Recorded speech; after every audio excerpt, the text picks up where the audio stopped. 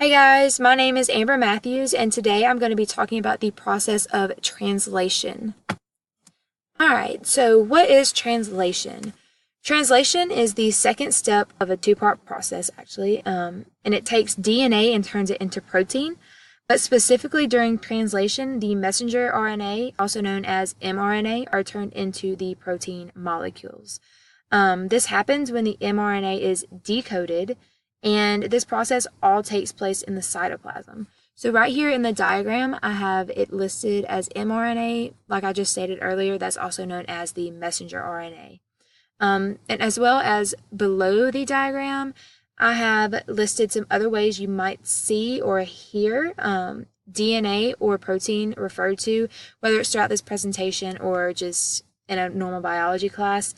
So for DNA, you might see it referred to as genetic information, and for protein, you might see it referred to as a polypeptide chain. I will use both of these names throughout the presentation, so if you do happen to hear these throughout, just know that these are what I'm referring to. Alright, so moving on, this right here has a diagram of what we like to call the codon chart. This chart helps in the decoding process of the mRNA. To break down this chart, to know how you find out which amino acid matches your codon, you just go from the inner circle outwards. So in this inner circle, you have your 4 nitrogen bases, and these are guanine, uracil, adenine, and cytosine. So this again is where you start depending on the first letter of your codon. So from here, again, you just move outwards. So to the right, I have some examples. So we have like UCA, AAG, and so how you would decode these and find out what your amino acid is. So you'll start right here, so we'll just do UCA. So you start at the U in the middle, and then again you move outward, so you go to C, and then you go to A, which is included in these 4 right here. And so this amino acid for UCA is actually serine or serine. I'm sorry if I pronounced that wrongly. So there is actually a total of 61 codons for these amino acids, and each one of these is actually going to be read to determine which amino acid it matches. And also to the right, you see that I have listed start codon and stop codons. These are going to determine where your polypeptide chain starts and where it stops, as indicated by the names. So for your start codon, it's always going to be AUG. And for your stop codons, it's going to be UGA, UAA, and UAG. And the stop codons are shown in this upper right-hand section. So right here, you have the UAG and UAA, and then you have the UGA right here, which are the stop codons. And like I stated earlier, this is a key factor in decoding the mRNA and turning it into protein. Moving on. All right, so transfer RNA and ribosomes play a key role in translation. So to the left here, I have a diagram showing where the tRNA is located. It's located right in here. And as you can see, the codon has been encoded and has binded with the tRNA. So right here, we have the original codon, which is AUG. And then up here, it has binded and it has been encoded to UAC. And if we go back a slide, we can see right here they used the chart that we just discussed. So they had the AUG. So we'll go to,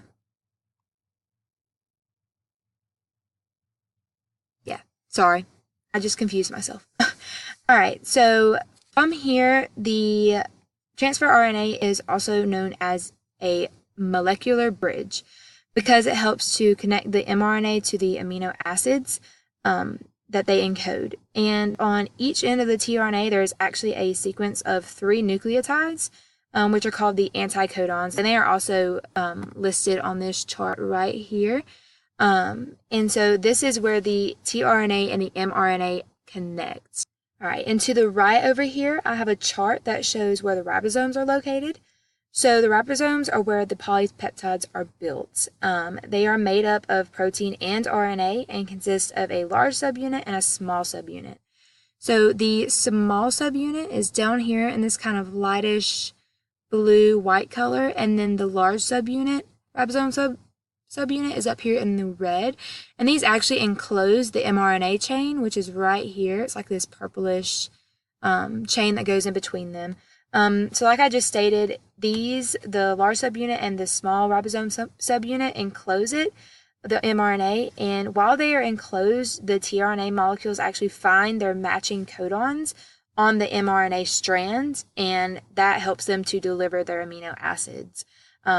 This also helps to create the chemical reaction that links the amino acids to their chain, which overall just helps to build the polypeptide chain for the mRNA. All right, so moving on.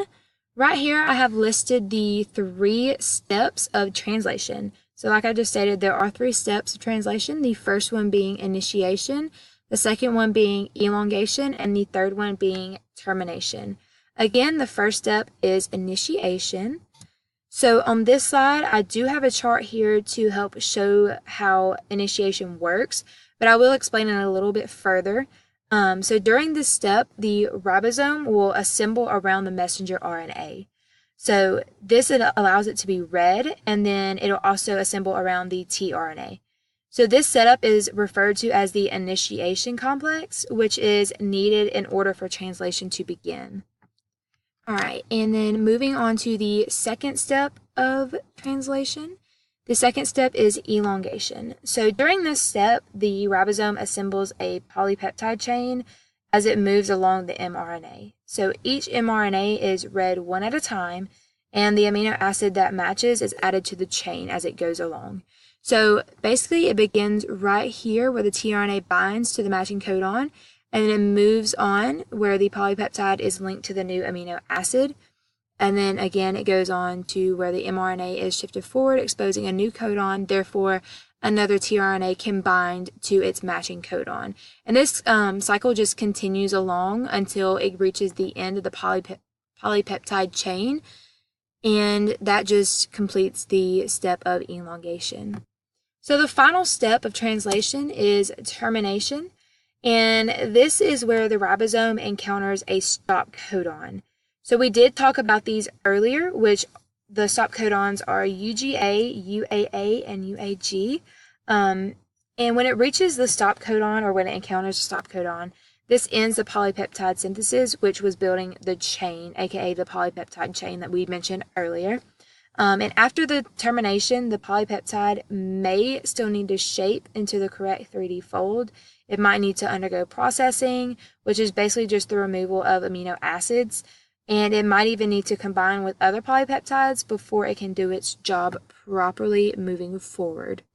So as I stated earlier, my name is Amber Matthews, and this was my presentation on the process of translation. I hope you enjoyed, and thanks for watching.